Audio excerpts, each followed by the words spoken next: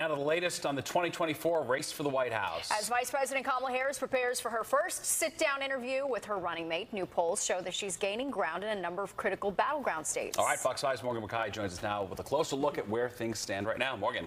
Yeah, Steve, Natasha, and CNN just releasing a snippet of that interview today, and it was recorded this afternoon, and it won't air until tonight, and we're going to show you that in a minute.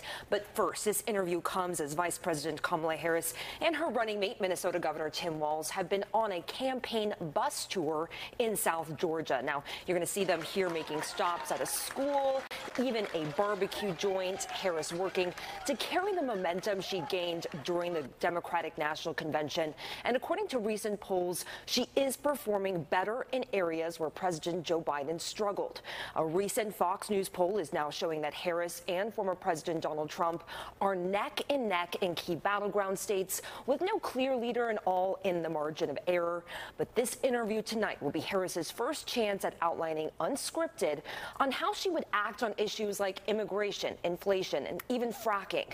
When Harris ran for president in 2020, she supported a ban on fracking, but now her campaign says she doesn't. The clip that CNN released of their interview tonight, Harris is asked about why she might have changed her mind on different policies. My values have not changed. You mentioned the Green New Deal. I have always believed, and I have worked on it, that the climate crisis is real, that it is an urgent matter to which we should apply metrics that include holding ourselves to deadlines around time. We did that with the Inflation Reduction Act.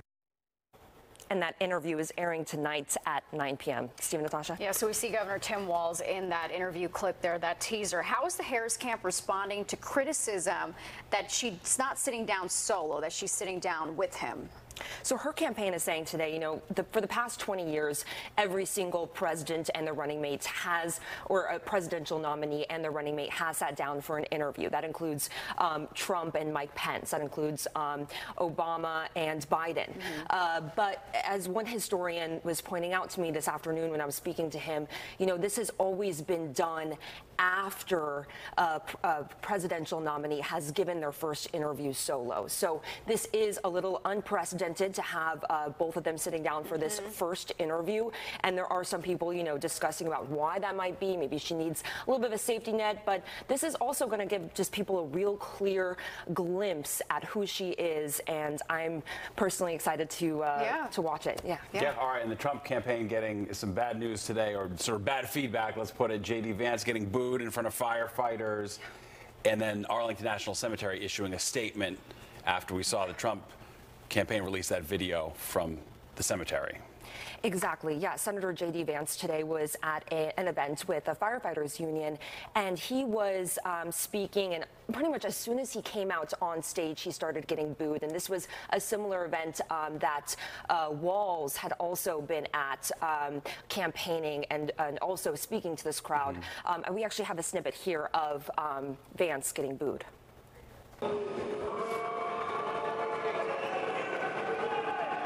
Semper Fi, guys. We got some, it sounds like we got some fans and some haters. That's okay. Listen to what I have to say here, and I'll make my pitch. And then the Arlington National Cemetery today releasing a statement about one of their employees getting pushed. They said by the Trump campaign. Trump was invited there by family members of service members who died in Afghanistan during the United States' chaotic withdrawal of Afghanistan. So they were invited there, and Trump's campaign is really emphasizing that today. They're also saying that they never pushed anybody, but Arlington National Cemetery is saying that incident was reported to police, but that person is not pressing charges. Yeah. All right. Interesting. Thanks, Morgan. We appreciate it.